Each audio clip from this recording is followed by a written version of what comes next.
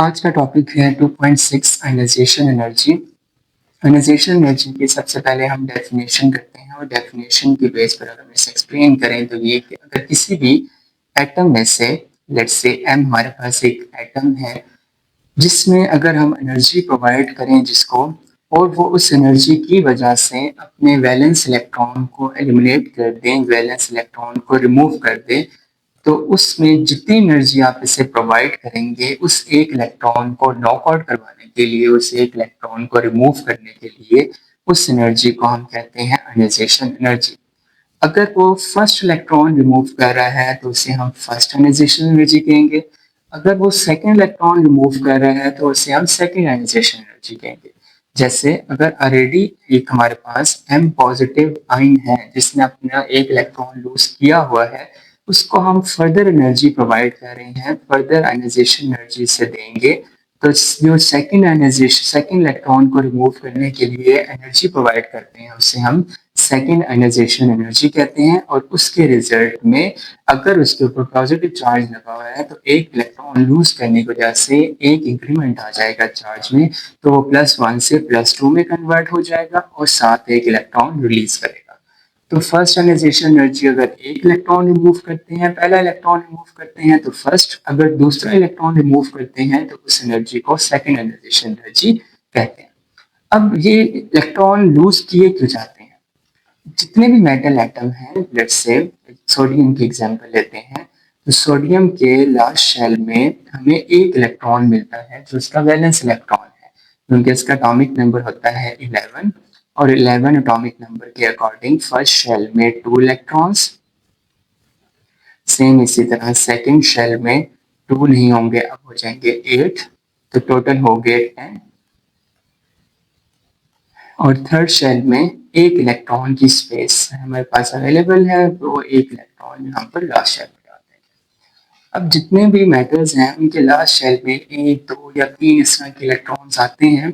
अगर वो 1, 2 या 3 अपने इलेक्ट्रॉन बैलेंस शेल वाले लूज कर देते हैं तो उनकी कॉन्फ़िगरेशन बन जाती है नोबल गैस इलेक्ट्रॉनिक कॉन्फ़िगरेशन, जो एक stable electronic configuration. Let's say अगर हम इस लास्ट वाले शेल को रिमूव कर देते हैं, लास्ट शेल में जो एक इलेक्ट्रॉन था वो भी वहां से रिमूव हो जाएगा। जब वो शेल रिमूव होगा, इलेक्ट्रॉन रिमूव होगा, अब हमारे पास जो इलेक्ट्रॉन्स बच गए हैं लास्ट शेल में वो 8 है, और जिनके लास्ट शेल में एक इलेक्ट्रॉन्स हो वो ऑक्टेट रूल को फॉलो करते हैं और इस ऑक्टेट रूल की वजह से इनके पास स्टेबिलिटी आती है, नोबल गैस इलेक्ट्रॉनिक कॉन्फ़िगरेशन ये अचीव कर लेते हैं। तो noble gas electronic configuration achieve करने के लिए जो मेटल एटम्स हैं वो इलेक्ट्रॉन्स को लूज करना चाहते हैं, लेकिन अब इलेक्ट्रॉन अगर लूज करने हैं तो हमें इसे एनर्जी प्रोवाइड करनी पड़ेगी। अगर एक इलेक्ट्रॉन लूज करना है तो first ionisation, second electron lose करना है तो सेकेंड आयनाइजेशन एनर्जी प्रोवाइड करनी पड़ेगी। तो क्वेश्चन ये आता है सेकंड कि हमेशा हम मेटल को गैसियस स्टेट के अंदर ही क्यों यूज करते हैं, ऐसे सॉलिड स्टेट में यूज करके आयनाइजेशन एनर्जी क्यों नहीं कैलकुलेट करते? तो इसका आंसर ये है कि जो गैसियस स्टेट के अंदर इलेक्ट्रॉन मेटल एटम्स ऑलरेडी जो है वो गैसियस फॉर्म में होंगे, तो सिर्फ सारी की सारी एनर्जी जो है वो यूज होगी इलेक्ट्रॉन को रिमूव करने के लिए। लेकिन अगर वो मेटल फॉर्म में लेते हैं, हम सॉलिड फॉर्म में लेते हैं, तो सॉलिड फॉर्म में पहले हमें जो एनर्जी प्रोवाइड कर रहे होंगे वो इसको सबलाइन करने के लिए यूज होगी, सब्लिमेशन करवाने के लिए यूज होगी। पहले उससे वो सॉलिड से गैस में कन्वर्ट करेंगे और फिर गैस में से इलेक्ट्रॉन को नॉकआउट किया जाएगा। तो जो कैलकुलेशन है वो डिस्टर्ब हो सकती है, जिसमें कुछ एनर्जी सॉलिड से गैस में कन्वर्ट होने में यूज हो रही है और बाकी एनर्जी जो है वो आयनाइजेशन एनर्जी में इन्वॉल्व हो रही है। तो इसलिए इस प्रॉब्लम को सॉल्व करने के लिए पहले से ही सॉलिड को गैस में, मींस मेटल को गैसियस फॉर्म में लिया जाता है, सो दैट उसमें जितनी एनर्जी आप प्रोवाइड कर रही हैं वो इलेक्ट्रॉन्स को नॉकआउट करने में यूज हो।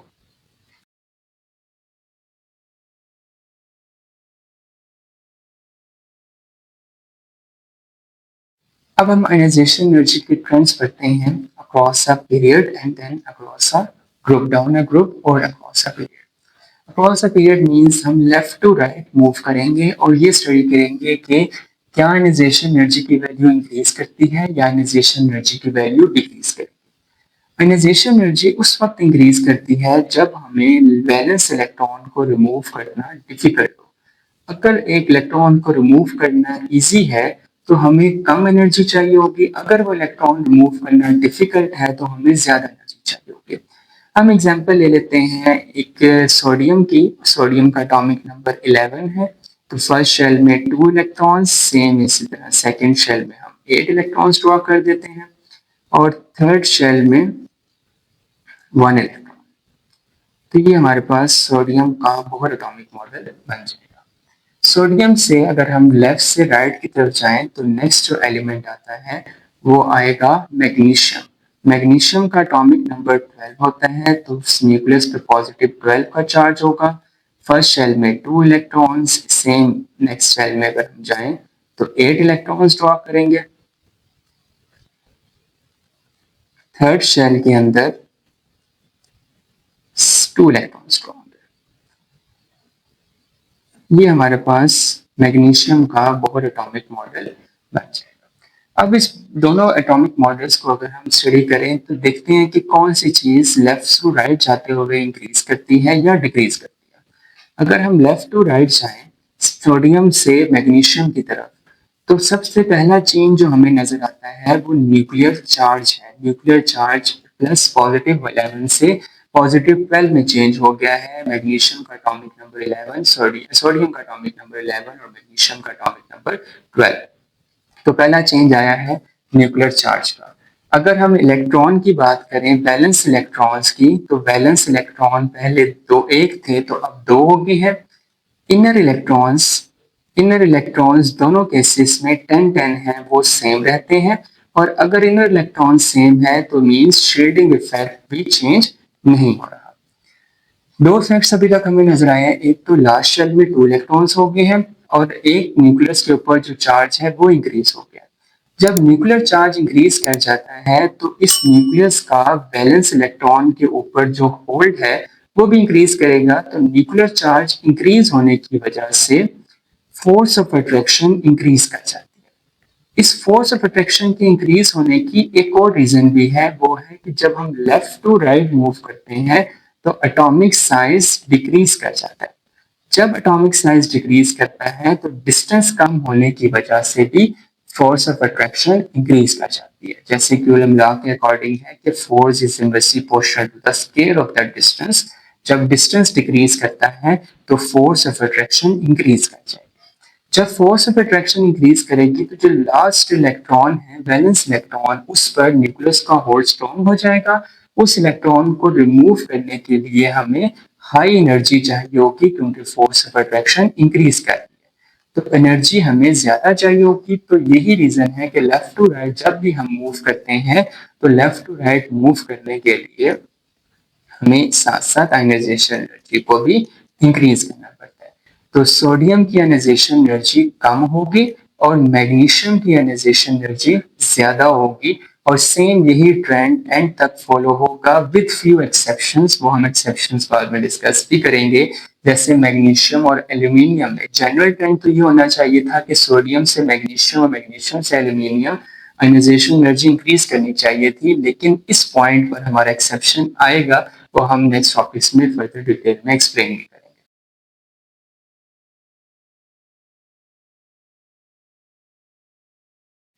नेक्स्ट हम ट्रेंड डिस्कस करेंगे डाउन द ग्रुप का। मींस टॉप टू बॉटम हम मूव करेंगे और ये देखेंगे कि आयनाइजेशन एनर्जी इंक्रीज करती है या आयनाइजेशन एनर्जी डिक्रीज करेगी। मेन चीज जो हमने ऑब्जर्व करनी है वो है फोर्स ऑफ अट्रैक्शन। अगर फोर्स इंक्रीज करती है तो आयनाइजेशन एनर्जी इंक्रीज करेगी। अगर फोर्स ऑफ अट्रैक्शन डिक्रीज करती है तो आयनाइजेशन एनर्जी डिक्रीज कर जाएगी। सबसे पहले हम दो एलिमेंट्स को ले लेते हैं। फॉर एग्जांपल लिथियम लेते हैं। लिथियम का एटॉमिक नंबर 3, फर्स्ट शेल में 2 इलेक्ट्रॉन्स और सेकंड शेल में सिर्फ एक इलेक्ट्रॉन आएगा। तो इस तरह टोटल हमारे पास हो जाएंगे 3 इलेक्ट्रॉन्स। नेक्स्ट अगर टॉप टू बॉटम जाए तो उससे अगला जो एलिमेंट आता है वो सोडियम का है, जिसमें फर्स्ट शेल में 2 इलेक्ट्रॉन्स है, सेकंड शेल में 8 इलेक्ट्रॉन्स आते हैं और थर्ड शेल में 1 इलेक्ट्रॉन्स। ये हमारे पास दोनों के बोहर एटॉमिक मॉडल। अब हम देखते हैं कि टॉप टू बॉटम जाते हुए जो चेंजेस हमें नजर आ रही हैं वो कौन कौन सी। सबसे पहले तो लिथियम में 2 शेल्स हैं, सोडियम में 3 शेल्स हो जाते हैं, तो टॉप टू बॉटम जाते हुए नंबर ऑफ शेल्स इंक्रीज करेंगे। टॉप टू बॉटम जाते हुए शेल्स इंक्रीज कर रहे हैं, तो शेल इंक्रीज करने का डायरेक्ट मतलब ये है कि उसका एटॉमिक साइज भी इंक्रीज करेगा। और अभी हमने पिछले टॉपिक में भी डिस्कस किया कि फोर्स और डिस्टेंस के बीच में इनवर्स लॉ ऑपरेट करता है कि अगर डिस्टेंस इंक्रीज करता है, रेडियस इंक्रीज करेगा, एटॉमिक साइज इंक्रीज करेगा, तो फोर्स ऑफ अट्रैक्शन डिक्रीज कर जाती है। तो हमने टॉपिक स्टार्ट करने से पहले ही बता दिया था कि हमने फोर्स को डिस्कस करना है कि फोर्स इंक्रीज करेगी या डिक्रीज करेगी। तो हमें यहाँ से क्लियर हो गया है कि फोर्स ऑफ अट्रैक्शन डिक्रीज कर रही है। उस फोर्स के डिक्रीज होने की वजह से एनर्जी हमें कम चाहिए होगी और आयनाइजेशन एनर्जी की वैल्यू डिक्रीज करेगी। तो टॉप टू बॉटम जाते हुए मींस लिथियम से अगर हम सोडियम की तरफ मूव करें और सोडियम से पोटेशियम की तरफ जाएं, तो टॉप टू बॉटम जाते हुए आयनाइजेशन एनर्जी की वैल्यू डिक्रीज करती है। लिथियम की सबसे ज्यादा वैल्यू होगी और पोटेशियम की वैल्यू सबसे कम होगी। टॉप टू बॉटम में कोई खास एक्सेप्शन नहीं आती। लेफ्ट टू राइट मूव करते हुए हम 2 डिफरेंट एक्सेप्शंस को डिस्कस करेंगे, ग्रुप 2 और 3 की और 5 और 6 की। लेकिन टॉप टू बॉटम में कोई एक्सेप्शन नहीं है। सिग्निफिकेंटली शेल्स चेंज होते हैं, साइज चेंज होते हैं, तो जो बाकी फैक्टर्स हैं वो इतने मैटर नहीं करते, इतने इफेक्ट नहीं करते और ionisation energy top to bottom decrease ही करेगी।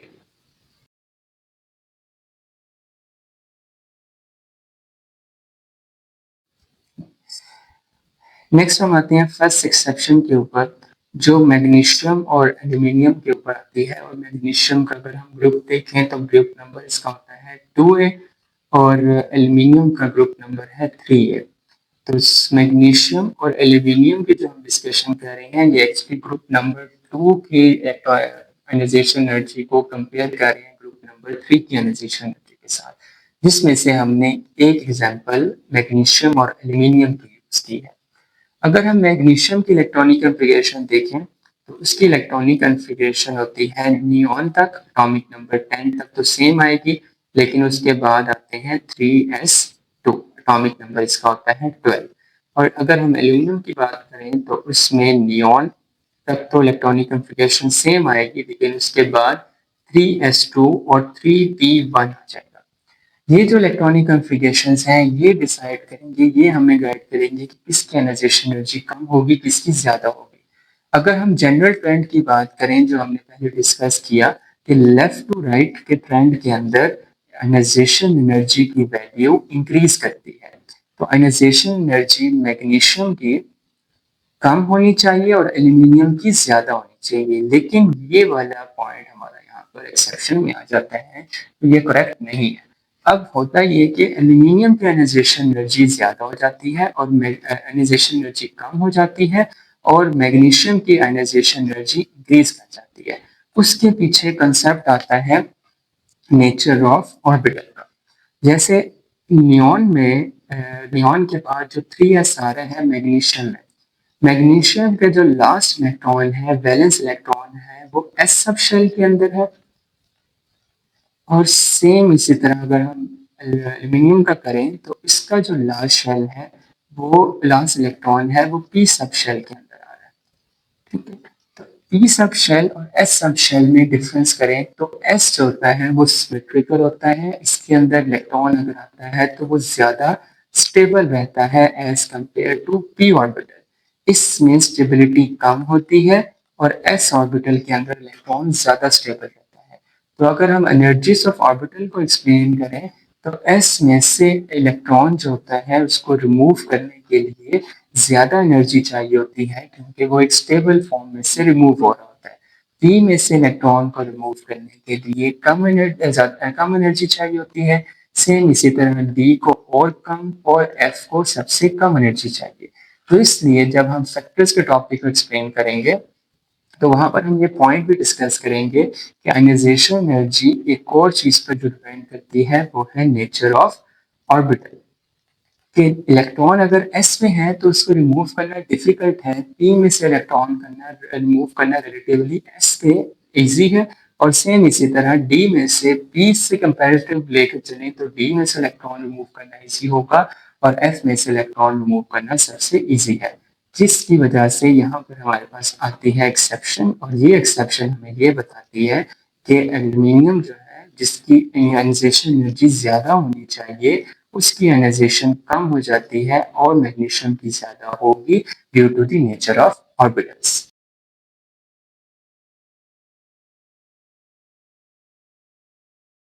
नेक्स्ट एक्सेप्शन, सेकंड एक्सेप्शन जो हम डिस्कस करेंगे वो आती है फास्फोरस में और सल्फर में। फास्फोरस का ग्रुप नंबर है 5A और सल्फर का ग्रुप नंबर है 6A। तो फास्फोरस और सल्फर के कंपैरिजन में अगर हम जाएं तो एक्चुअली हम ग्रुप नंबर 5A को 6A के साथ कंपेयर कर रहे हैं। तो फास्फोरस और सल्फर के अलावा बोरॉन और नाइट्रोजन का केस भी, बोरॉन और ऑक्सीजन का केस भी यहाँ पर डिस्कस हो सकता है, नाइट्रोजन और ऑक्सीजन का केस भी यहाँ पर डिस्कस हो सकता है। ठीक है, नाइट्रोजन भी ग्रुप नंबर 5 से है और ऑक्सीजन ग्रुप नंबर 6 से है। अब यहाँ पर नेचर ऑफ ऑर्बिटल का फैक्टर इतना मैटर नहीं करेगा, क्योंकि जब हम इनकी इलेक्ट्रॉनिक कन्फिगरेशंस लिखते हैं, जैसे नाइट्रोजन जिसका एटॉमिक नंबर 7 है, उसकी इलेक्ट्रॉनिक कन्फिगरेशन लिखें तो उसकी इलेक्ट्रॉनिक कन्फिगरेशन में हीलियम एटॉमिक नंबर 2 के बाद जो नेक्स्ट पार्ट आता है वो है 2s2 and 2px, 2py and 2pz। इन तीनों में एक एक इलेक्ट्रॉन आएगा। अब पी में जो आ रहे हैं वो 3 इलेक्ट्रॉन्स आ रहे हैं और वो सेपरेटली फिल अप हो गए। ऑक्सीजन का डिस्कस करें तो ऑक्सीजन का एटॉमिक नंबर है 8 और इस एटॉमिक नंबर 8 के अकॉर्डिंग हीलियम के बाद, हीलियम जो नोबल गैस है, एटॉमिक नंबर 2 के बाद 2s2 आता है, 2s2 के बाद 2px, 2py and 2pz। 2px में 2 इलेक्ट्रॉन्स आएंगे, 2py और z में एक एक इलेक्ट्रॉन आएगा। अगर हम इसके एक्सेप्शन को एक्सप्लेन करें तो जो नाइट्रोजन वाली इलेक्ट्रॉनिक कन्फिगरेशन है उसमें हमारे पास p में 3 इलेक्ट्रॉन्स हैं, जिसका मतलब वो हाफ फिल्ड है। और अगर हम ऑक्सीजन को डिस्कस करें तो ऑक्सीजन में 4 इलेक्ट्रॉन्स हैं, मीन्स वो पार्शली फिल्ड है। अगर वो 3 होते हैं तो हाफ फिल्ड। अब हम नेचर ऑफ ऑर्बिटल तो इसमें एक्सप्लेन नहीं कर सकते, क्योंकि दोनों ऑर्बिटल सेम है, दोनों में पी में ही इलेक्ट्रॉन आ रहा है वैलेंस। लेकिन इन दोनों में अगर हम कंपैरिजन करें तो एक हाफ फील्ड है और दूसरा पार्शली फील्ड है। अगर हम स्टेबिलिटी के ऑर्डर को देखें तो एम्प्टी ऑर्बिटल सबसे ज़्यादा स्टेबल होता है, उससे कम कंप्लीटली फील्ड और उससे कम हाफ फील्ड और सबसे कम स्टेबल होता है पार्शली फील्ड। तो अब यहाँ पर कंपैरिजन करें तो हाफ फील्ड ज़्यादा स्टेबल है, पार्शियली फील्ड लेस स्टेबल है। तो हाफ फील्ड में से इलेक्ट्रॉन को रिमूव करना डिफिकल्ट होगा और जो पार्शियली फील्ड है उसमें से इलेक्ट्रॉन को रिमूव करना इजी होगा, क्योंकि वो अगर इलेक्ट्रॉन रिमूव कर देता है तो वो मोर स्टेबल फॉर्म रिमूव करना इजी होगा। अगर वो इलेक्ट्रॉन रिमूव कर देता है तो वो अपनी more stable form half field के अंदर कन्वर्ट हो जाएगा। तो इसलिए वो अपना एक इलेक्ट्रॉन लूज करना प्रेफर करेगा, सो डैट कि वो भी स्टेबिलिटी एक्वायर कर ले। सेम यही केस मैग्नीशियम और फास्फोरस और सल्फर के लिए भी यही केस हम डिस्कस करते हैं। फास्फोरस एटॉमिक नंबर 15 है, सल्फर का एटॉमिक नंबर 16 है। फास्फोरस में स्टार्ट करते हैं तो नियॉन जिसकी इलेक्ट्रॉनिक कॉन्फ़िगरेशन 10 तक आती है। सल्फर में भी नियॉन तक इलेक्ट्रॉनिक कॉन्फ़िगरेशन सेम रहेगी। फास्फोरस में नियॉन के बाद आएगा 3s2, 3px, 3py and 3pz, 3px, 3py, 3pz। और इसी तरह सल्फर को करें तो 3s2, 3px में 2 इलेक्ट्रॉन्स होंगे, 3py में 1 इलेक्ट्रॉन और 3pz में भी 1 इलेक्ट्रॉन आ जाएगा। अब यहाँ पर भी सेम वही केस बन रहा है जो नाइट्रोजन और ऑक्सीजन का केस बनता है। जैसे यहाँ पर फर्स्ट वाले केस में जैसे फास्फोरस है वो हाफ फील्ड बन रहे हैं, ये स्टेबल है, इलेक्ट्रॉन रिमूव करना डिफिकल्ट होगा, तो एनर्जी जो चाहिए होगी वो ज़्यादा चाहिए होगी। सेकेंड केस जो है उसमें इलेक्ट्रॉन्स पार्शली फील्ड है और पार्शली फिल्ड इलेक्ट्रॉन्स को रिमूव करना इजी होगा, इसलिए एनर्जी जो हमें चाहिए होगी वो कम चाहिए होगी। तो डिफरेंस अगर हाफ फील्ड है तो डिफिकल्ट है और पार्शली फील्ड है तो इलेक्ट्रॉन रिमूव करना इजी है। तो कंपैरिजन में जाएं तो फिर फास्फोरस की आयनाइजेशन एनर्जी ज़्यादा हो जाएगी और सल्फर की आयनाइजेशन एनर्जी कम होगी। सेम इसी तरह नाइट्रोजन की आयनाइजेशन एनर्जी ज़्यादा होगी और ऑक्सीजन की आयनाइजेशन एनर्जी कम हो जाएगी। तो ये आती है due to stability of the orbitals या स्पिन पेयर रिपल्शन की वजह से भी इनमें स्टेबिलिटी आती है। Spin pair repulsion. तो एक और फैक्टर जो हम ट्रेंड में एक्सप्लेन करेंगे, ये पहले भी हम डिस्कस कर चुके हैं स्पिन पेयर रिपल्शन का, तो ये हमारा फैक्टर नंबर 2 है जो आयनाइजेशन एनर्जी को इफेक्ट।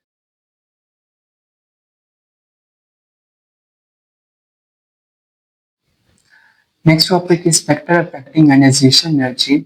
और फैक्टर अफेक्टिंग आयनाइजेशन एनर्जी में ऑलरेडी हम दो फैक्टर्स एक्सप्लेन कर चुके हैं। एक है स्पिन पेयर रिपल्शन का, जिसमें हमने एग्जाम्पल डिस्कस की थी फास्फोरस और सल्फर की, प्लस ऑक्सीजन और नाइट्रोजन की। जब नाइट्रोजन की आयनाइजेशन एनर्जी ज़्यादा होती है, फास्फोरस की आयनाइजेशन एनर्जी ज़्यादा होती है due to the factor of spin pair repulsion. और सेकेंड फैक्टर जो हमारे भी डिस्कस कर चुके हैं वो है नेचर ऑफ ऑर्बिटल। और नेचर ऑफ ऑर्बिटल में हमने जो एक्सेप्शन डिस्कस की थी वो है मैग्नीशियम और एल्यूमिनियम की। तो मैग्नीशियम और एल्यूमिनियम में से मैग्नीशियम की आयनाइजेशन एनर्जी ज़्यादा हो जाती है एल्यूमिनियम से, because of nature of orbital कि एस की एनर्जी ज़्यादा होती है, पी में से कम एनर्जी चाहिए होती है, डी में से और कम, और एफ में से सबसे कम एनर्जी चाहिए होती है। नेक्स्ट फैक्टर जो थर्ड फैक्टर हमारा बनता है वो है इफेक्टिव न्यूक्लियर चार्ज का। इफेक्टिव न्यूक्लियर चार्ज क्या है कि अगर हमारे पास एक एटम है, लेट्स से लिथियम की बात कर लेते हैं, एटॉमिक नंबर 3, फर्स्ट शेल में 2 इलेक्ट्रॉन्स हैं, और अगर हम सेकंड शेल की बात करें तो सेकंड शेल में एक इलेक्ट्रॉन आता है। तो फर्स्ट शेल में जो 2 इलेक्ट्रॉन है, वैलेंस शेल में एक इलेक्ट्रॉन है। अगर हम ये लास्ट वाला इलेक्ट्रॉन यहाँ से रिमूव कर देते हैं, तो पहले ये था कि 3 पॉजिटिव चार्जेस 3 नेगेटिव चार्जेस के ऊपर फोर्स एक्सर्ट कर रहे थे, लेकिन अब 3 पॉजिटिव चार्जेस 2 नेगेटिव चार्जेस के ऊपर एक्सर्ट करेंगे, जिसकी वजह से इन पर पॉजिटिव 1 का चार्ज आ जाएगा, और इस चार्ज के इंक्रीज होने की वजह से ये मेलिक एटम से कन्वर्ट हो जाएंगे आयन के अंदर, और आयन भी बनेंगे कैटायंस। टॉपिक 2.2 में 2.1 में ऑलरेडी हम एटॉमिक साइज का टॉपिक डिस्कस कर चुके हैं, और एटॉमिक साइज हमने डिस्कस किया था कि कैटायंस का साइज कम होता है as compare to parent atom. तो साइज अगर कम है तो इसकी वजह से इसमें फोर्स ऑफ अट्रैक्शन भी कम हो जाएगी, और अगर फोर्स ऑफ अट्रैक्शन कम होगी तो इसका ये मतलब है कि उसमें ionisation force of attraction increase कर जाएगी, क्योंकि साइज कम है, जिसकी वजह से आयनाइजेशन एनर्जी इंक्रीज करेगी। तो पेरेंट एटम कैटाइन में अगर कन्वर्ट हो जाता है, कैटाइन की वजह से साइज डिक्रीज करेगा। साइज डिक्रीज करता है तो force is inversely proportional to the square of the distance.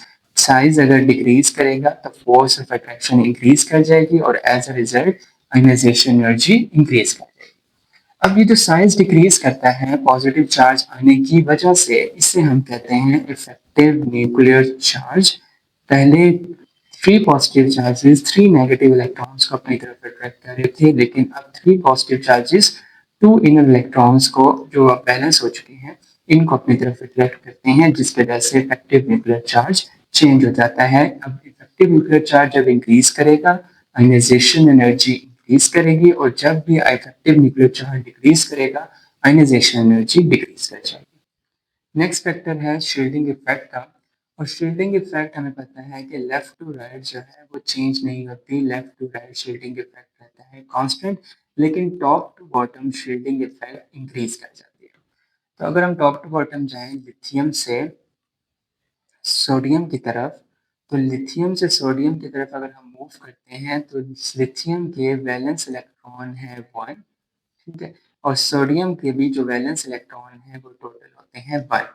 Lithium के इनर इलेक्ट्रॉन्स 2 है, और सोडियम के इनर इलेक्ट्रॉन्स आते हैं 10। ये ऑलरेडी हम काफ़ी दफ़ा बहुत एटॉमिक मॉडल ड्रा कर चुके हैं और इस एटॉमिक मॉडल के अकॉर्डिंगली हम यही लास्ट कंक्लूजन करते हैं कि लिथियम के पास एक वैलेंस इलेक्ट्रॉन है और 2 इनर इलेक्ट्रॉन है, सोडियम के लास्ट में एक वैलेंस इलेक्ट्रॉन है और 10 इनर इलेक्ट्रॉन है।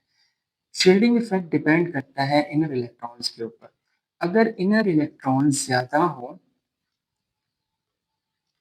तो शील्डिंग इफेक्ट क्या होते हैं, इंक्रीज कर जाती है। इनर इलेक्ट्रॉन इंक्रीज करते हैं तो शील्डिंग इफेक्ट इंक्रीज कर जाता है। और सेम इसका रिवर्स भी कि इनर इलेक्ट्रॉन्स डिक्रीज करते हैं, शील्डिंग इफेक्ट डिक्रीज कर जाता है। इनर इलेक्ट्रॉन्स हैं क्या? इनर इलेक्ट्रॉन्स की वजह से क्या होता है, एक इलेक्ट्रॉन दूसरे इलेक्ट्रॉन को रिपेल करता है और इस रिपेल्जन की वजह से एक आउटवर्ड फोर्स लगती है और रिपल्जन की रीजन है जो इसके डिस्टेंस को इंक्रीज करते हैं। तो जब भी शील्डिंग इफेक्ट इंक्रीज करता है तो इनडायरेक्टली डिस्टेंस इंक्रीज कर रहा होता है और डिस्टेंस का इंक्रीज होना अगेन कूलम लॉ के अकॉर्डिंगली अगर हम एक्सप्लेन करें तो डिस्टेंस जो होता है वो इन्वर्सली प्रोपोर्शनल होता है फोर्स के। अगर डिस्टेंस इंक्रीज करेगा तो फोर्स ऑफ अट्रैक्शन कम हो जाती है। तो अगर डिस्टेंस चेंज हो रहा है ड्यू टू शील्डिंग इफेक्ट तो फोर्स ऑफ अट्रैक्शन चेंज होगी और इसकी वजह से आयनाइजेशन एनर्जी भी चेंज हो जाती है। आयनाइजेशन एनर्जी भी अगर फोर्स ऑफ अट्रैक्शन डिक्रीज करती है तो आयनाइजेशन एनर्जी डिक्रीज करेगी।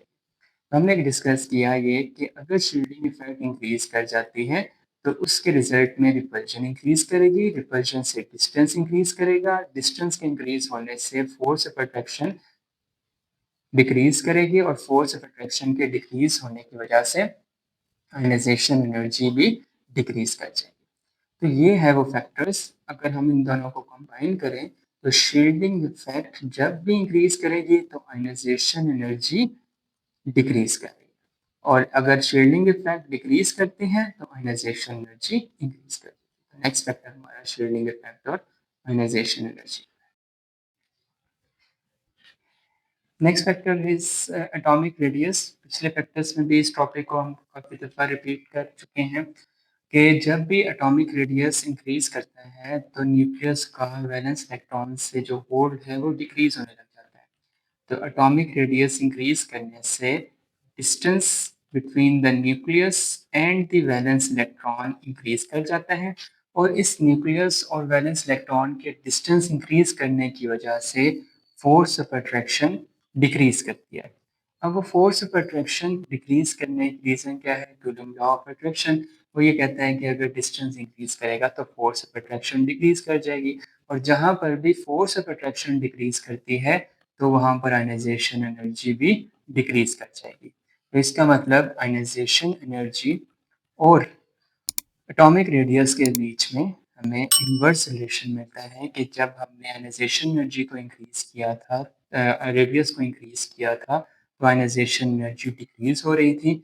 तो ionisation energy is inversely proportional to atomic size.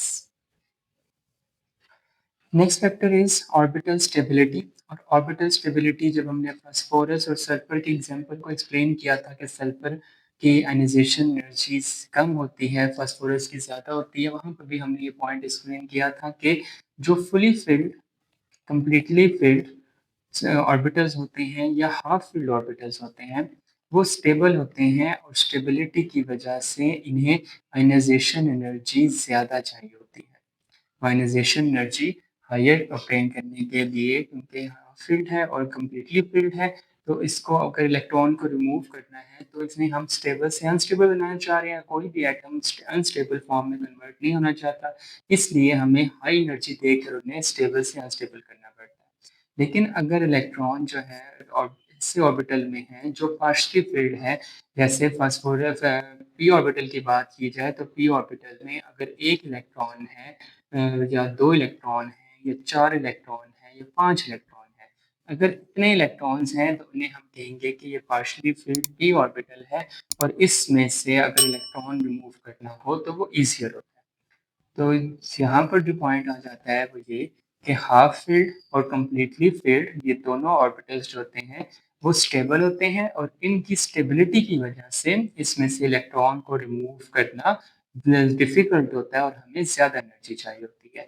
और जब हाई एनर्जी चाहिए होगी तो हाई आयनाइजेशन एनर्जी ही बनेगी उसमें। नेक्स्ट फैक्टर है पेनिट्रेशन पावर या नेचर ऑफ ऑर्बिटल भी हम इसे कह सकते हैं। और नेचर ऑफ ऑर्बिटल का जो टॉपिक था हमने मैग्नीशियम और एल्यूमिनियम की एग्जाम्पल को एक्सप्लेन करते हुए डिस्कस किया था कि मैग्नीशियम में से इलेक्ट्रॉन रिमूव करना डिफिकल्ट है, तो मैग्नीशियम की आयनाइजेशन एनर्जी हाई होती है और एल्यूमिनियम की आयनाइजेशन एनर्जी कम होती है। बिकॉज एल्यूमिनियम में जो इलेक्ट्रॉन रिमूव किया जाता है वो पी ऑर्बिटल में से रिमूव किया जाता है और मैग्नीशियम में से जो इलेक्ट्रॉन रिमूव करते हैं वो एस ऑर्बिटल से रिमूव करते हैं। एस ऑर्बिटल जो होता है वो उनका ऑर्डर ऑफ पेनिट्रेशन किया जाए या नेचर ऑफ ऑर्बिटल डिस्कस की जाए तो एस की पेनिट्रेशन पावर ज़्यादा होती है, तो ये ज़्यादा स्टेबल है, हाई एनर्जी रिक्वायर करेंगे। पी जो होते हैं उनकी पेनिट्रेटिंग पावर कम है, इसका मतलब इनके एनर्जी जो है वो कम चाहिए होती है इसमें से इलेक्ट्रॉन को रिमूव करने के लिए। Next is D. डी की एनर्जी जो है वो पी से कम है, मीन्स आयनाइजेशन एनर्जी कम चाहिए होती है, पेनिट्रेटिंग पावर इनकी कम है। और इन सब में से least penetrating power F orbital की है, जिसमें से सबसे कम एनर्जी हमें चाहिए होती है इलेक्ट्रॉन को रिमूव करने के लिए। तो नेचर ऑफ ऑर्बिटल का अगर कंसेप्ट स्टडी करें तो उसमें हमें ये पेनिट्रेटिंग पावर का ऑर्डर याद रखना। Next topic is deducing an elements position by using ionisation energy. Ionisation energy का टॉपिक हमने पिछले इतनी सारी स्लाइड्स में डिस्कस किया, वो ये था कि जब भी हम किसी मेटल एटम में से या एटम में से इलेक्ट्रॉन को रिमूव करते हैं तो हमें कुछ आयनाइजेशन एनर्जी चाहिए होती है कि वो एक इलेक्ट्रॉन अपना लूज कर सकता हो। अगर वो फर्स्ट इलेक्ट्रॉन रिमूव करता है तो उसे हम फर्स्ट आयनाइजेशन एनर्जी कहते हैं। अगर वो सेकंड इलेक्ट्रॉन रिमूव करेगा तो उसे हम सेकंड आयनाइजेशन एनर्जी कहेंगे। इसी तरह थर्ड इलेक्ट्रॉन को रिमूव करने के लिए थर्ड आयनाइजेशन एनर्जी चाहिए होगी। तो अप टू सोन ये चलते जाएंगे, 4, 5 एंड 6 तक जाएंगे। जब भी हम सेकेंड आयनाइजेशन एनर्जी की बात करते हैं और उसको कंपेयर करते हैं फर्स्ट आयनाइजेशन एनर्जी के साथ, तो सेकेंड आयनाइजेशन एनर्जी हमेशा ज़्यादा होती है as compare to first ionisation energy. अब उसकी एक्सप्लेनेशन हमें इस कंसेप्ट से मिलती है कि अगर हम फर्स्ट आयनाइजेशन एनर्जी निकालते हैं तो वो हम एक मेटल एटम में से या किसी एटम में से इलेक्ट्रॉन को लूज करते हैं और एम पॉजिटिव बनता है। हमें ये पता है कि मेटल एटम जो पेरेंट एटम होता है उसका साइज जो होता है ज़्यादा होता है और आयन का या कैटायन का जो साइज होता है वो डिक्रीज कर जाता है जब वो अपना एक इलेक्ट्रॉन एलिमिनेट करते हैं। अब जब हम सेकेंड आयनाइजेशन एनर्जी डिस्कस कर रहे होते हैं तो सेकेंड आयनाइजेशन एनर्जी में से हम इलेक्ट्रॉन ऑलरेडी एक ऐसे एलिमेंट में से ऐसे स्पीशी में से रिमूव कर रहे होते हैं जिसने एक इलेक्ट्रॉन ऑलरेडी लूज किया होता है। अब उस एक ऑलरेडी लूज इलेक्ट्रॉन में से एक और इलेक्ट्रॉन जब हम लूज करवाएंगे तो वही एम पॉजिटिव 2 बन जाता है। तो फर्स्ट आयनाइजेशन एनर्जी एक न्यूट्रल एटम में से रिमूव करने को इलेक्ट्रॉन कहते हैं, इसलिए यहाँ पर हमें कम एनर्जी चाहिए होती है क्योंकि पेरेंट एटम का साइज ज़्यादा होता है। और ज़्यादा साइज का मतलब ये है कि उसमें फोर्स ऑफ अट्रैक्शन कम होती है और हमें आयनाइजेशन एनर्जी कम चाहिए होगी। लेकिन अगर हम आयनाइजेशन सेकेंड आयनाइजेशन एनर्जी की बात करते हैं तो इसमें से जो हम इलेक्ट्रॉन रिमूव करते हैं वो एक कैटायन में से रिमूव करते हैं और इस कैटायन का साइज कम होता है और साइज कम होने की वजह से फोर्स ऑफ अट्रैक्शन इंक्रीज कर जाती है और फोर्स ऑफ अट्रैक्शन इंक्रीज करने से क्या होगा कि हमारे पास हमें एनर्जी ज़्यादा चाहिए होगी, तो आयनाइजेशन एनर्जी की वैल्यू इंक्रीज कर जाती है। तो आयनाइजेशन एनर्जी सेकंड वाली हमेशा ज़्यादा होगी और इसी तरह अगर हम थर्ड को कंपेयर करते हैं सेकंड के साथ तो फर्स्ट कम होती है, सेकंड आयनाइजेशन एनर्जी हायर होगी, थर्ड आयनाइजेशन एनर्जी और इंक्रीज कर जाएगी और इसी तरह अप टू सो ऑन ये ट्रेंड चलता रहेगा। तो अगर हमें इलेक्ट्रॉनाइजेशन एनर्जी का डाटा मिल जाता है तो उससे हम उसका ग्रुप नंबर भी कैलकुलेट कर सकते हैं। फॉर एग्जांपल अगर हमें नोबल गैस में से इलेक्ट्रॉन को रिमूव करना हो तो नोबल गैस ऑलरेडी बहुत ज़्यादा स्टेबल गैस होती है, उसमें से इलेक्ट्रॉन रिमूव करना डिफिकल्ट होता है। तो जब नोबल गैस में से electron noble gas electronic configuration में से इलेक्ट्रॉन को जब हम रिमूव करने की बात करें तो उसमें से सबसे ज़्यादा एनर्जी चाहिए होती है, सबसे ज़्यादा आयनाइजेशन एनर्जी रिक्वायर करता है वो, जिसकी वजह से जब नोबल गैस इलेक्ट्रॉनिक कन्फिग्रेशन से इलेक्ट्रॉन को रिमूव करते हैं तो उससे पिछली वाली एनर्जी लेट्स से अगर 200 थी तो वो ये मिनिमल इंक्रीज नहीं आएगा बल्कि बहुत सिग्निफिकेंटली इंक्रीज आएगा, लेट्स से 2 से 2000 भी हो सकती है क्योंकि नोबल गैस में से इलेक्ट्रॉन रिमूव करना सबसे ज़्यादा डिफिकल्ट है प्योरिटेबल के अंदर। तो जब भी नोबल गैस कॉन्फ़िगरेशन आएगी तो आयनाइजेशन एनर्जी की वैल्यू आपको अनयूजुअली हाई नज़र आएगी, ठीक है? तो इस इन्फॉर्मेशन को यूज़ करके हम किसी भी एलिमेंट का ग्रुप नंबर कैलकुलेट कर सकते हैं। एक हम डाटा लिखते हैं किसी भी आयनाइजेशन एनर्जी का। लेट्स से हमारे पास एक एक्स एलिमेंट है और इस एक्स एलिमेंट की जब हम आयनाइजेशन एनर्जीज़ की वैल्यूज़ कैलकुलेट करते हैं, तो हमारे पास कुछ रैंडम वैल्यूज़ आती हैं। जैसे अगर हम फर्स्ट आयनाइजेशन एनर्जी की वैल्यू कैलकुलेट करते हैं, तो वो वैल्यू लेट्स से 100 आती है, 100 किलो जूल पर मोल। सेकंड आयनाइजेशन एनर्जी की वैल्यू अगर हम उसी एक्स एलिमेंट की निकालते हैं, तो वो 200 के अराउंड आती है। लेट्स से इसी तरह थर्ड आयनाइजेशन एनर्जी की वैल्यू निकालते हैं, तो वो 250 आ जाती है। और फोर्थ अगर फाइंड आउट करते हैं, तो फोर्थ आती है 5000 किलो जूल पर मोल। और जब हम फिफ्थ आयनाइजेशन एनर्जी कैलकुलेट करते हैं, तो 5500 आती है। अब ये एक डाटा है, इस डाटा को यूज़ करके हम किस तरह आयनाइजेशन एनर्जी से ग्रुप नंबर कैलकुलेट कर सकते हैं इस एक्स एलिमेंट का। तो उसके लिए हमें इंफॉर्मेशन ये देखनी है कि जब हम फर्स्ट से सेकंड पे जाते हैं, तो कोई ख़ास इतना जंप नहीं आता 100 से 200 में ये। लेकिन जब हम सेकंड से थर्ड में जाते हैं, तो 50 का चेंज आता है। लेकिन अब अगर हम थर्ड से फोर्थ में जाते हैं, तो एक बहुत बड़ा जंप आता है, बड़ा एनर्जी गैप आता है। 250 से आयनाइजेशन एनर्जी जंप करके 5000 में चली जाती है। जब 250 से आयनाइजेशन एनर्जी 5000 में चेंज हो गई है, इस तरह का जंप इसके अलावा किसी और डाटा के अंदर नहीं था। यहाँ पर एनर्जी गैप सबसे ज़्यादा था। इसका ये मतलब है कि अगर हम फोर्थ इलेक्ट्रॉन को रिमूव करना चाहें, वो सबसे ज़्यादा डिफ़िकल्ट होगा। और इस डिफ़िकल्टी की वजह से ये है कि उसकी जो इलेक्ट्रॉनिक कॉन्फ़िगरेशन है, वो नोबल गैस इलेक्ट्रॉनिक कॉन्फ़िगरेशन होती है। तो उससे जो पिछला एलिमेंट है, जितनी एनर्जीज़ हमने कैलकुलेट कर चुके हैं, जैसे 1, 2, 3 इलेक्ट्रॉन रिमूव करना ईज़ी है। फोर्थ इलेक्ट्रॉन में वो नोबल गैस कॉन्फ़िगरेशन अचीव कर लेता है, इसलिए इसका ग्रुप नंबर है 3a, या इसे हम ग्रुप नंबर 13 भी कह सकते हैं। एग्जाम्पल ले लेते हैं बोरॉन की। बोरॉन है एटॉमिक नंबर 5, फर्स्ट शेल में 2 इलेक्ट्रॉन, इसी तरह सेकंड शेल में 3 इलेक्ट्रॉन्स आते हैं। अब अगर ये एक इलेक्ट्रॉन रिमूव करता है, तो हमें सिर्फ और सिर्फ 100 जॉल एनर्जी चाहिए, 100 किलो जॉल एनर्जी चाहिए। सेकेंड इलेक्ट्रॉन रिमूव करता है, तब भी लास्ट शेल खत्म नहीं हुआ, अभी भी एक इलेक्ट्रॉन रहता है। अगर हम लास्ट इलेक्ट्रॉन भी रिमूव कर देते हैं, तो अब इसके पास हीलियम की नोबल गैस इलेक्ट्रॉनिक कॉन्फ़िगरेशन आ गई है। तो ये नोबल गैस कॉन्फ़िगरेशन स्टेबल होती है, इसलिए वो फोर्थ इलेक्ट्रॉन ईजिली यूज नहीं करेगा। और हमें ये पता है कि बोरॉन का जो ग्रुप नंबर है, वो 13 होता है या 3a होता है। तो हमें डाटा से भी यही इंफॉर्मेशन मिलती है कि थर्ड इलेक्ट्रॉन तक तो वो इजीली रिमूव कर सकता है, लेकिन फोर्थ इलेक्ट्रॉन रिमूव करना उसके लिए डिफिकल्ट होगा। तो आयनाइजेशन एनर्जी की वैल्यू एक और एप्लीकेशन हमें प्रोवाइड करती है, वो ये है कि आयनाइजेशन एनर्जी की यूज करके हम किसी भी एलिमेंट की ग्रुप नंबर को कैलकुलेट कर सकते हैं।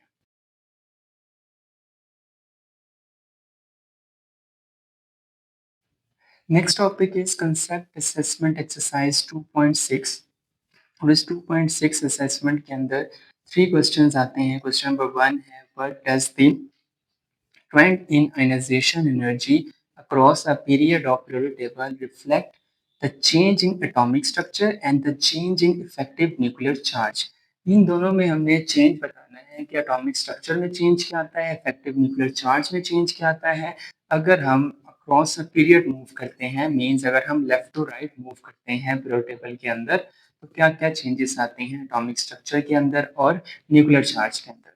जब हम लेफ्ट टू राइट मूव करें, तो लेफ्ट टू राइट मूव करने से एक तो ये कि न्यूक्लियर चार्ज इंक्रीज करता है। जैसे अगर लिथियम से हम नेक्स्ट एलिमेंट ब्रिलियम की तरफ जाते हैं, तो लिथियम का न्यूक्लियर चार्ज 3 होता है और ब्रिलियम का न्यूक्लियर चार्ज 4 होता है। तो nuclear charge left to right increase करेगा।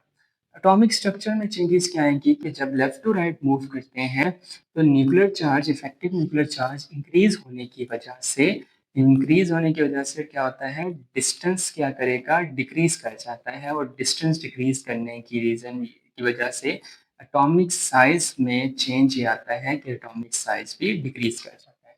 तो फर्स्ट क्वेश्चन का आंसर ये है कि लेफ्ट टू राइट जब भी हम मूव करेंगे तो इफेक्टिव न्यूक्लियर चार्ज इंक्रीज करेगा। इफेक्टिव न्यूक्लियर चार्ज का इंक्रीज होना डिस्टेंस डिक्रीज होने की वजह बनता है और डिस्टेंस का डिक्रीज होना ही एटॉमिक साइज डिक्रीज करने के इक्वल है। सेकेंड क्वेश्चन पर आते हैं। सेकेंड क्या है, what factors contributes to general decrease in ionisation energy down a group. अगर हम आयनाइजेशन एनर्जी, कौन कौन से फैक्टर्स हैं जो top to bottom ionisation energy को चेंज करते हैं। जैसे सबसे पहला फैक्टर एटॉमिक साइज का।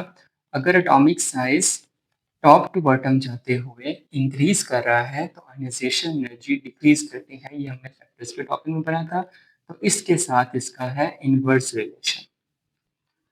नेक्स्ट इज जो top to bottom factor effect करता है, एक तो एटॉमिक साइज हो गया, नेक्स्ट इज शील्डिंग इफेक्ट।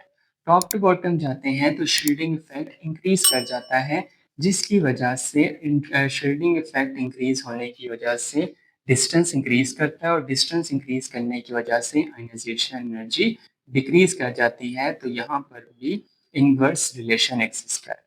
तो टॉप टू बॉटम जाते हुए आयनाइजेशन एनर्जी दो रीजंस की वजह से डिक्रीज कर रही है, एक एटॉमिक साइज का इंक्रीज होना और शील्डिंग इफेक्ट का भी इंक्रीज होना।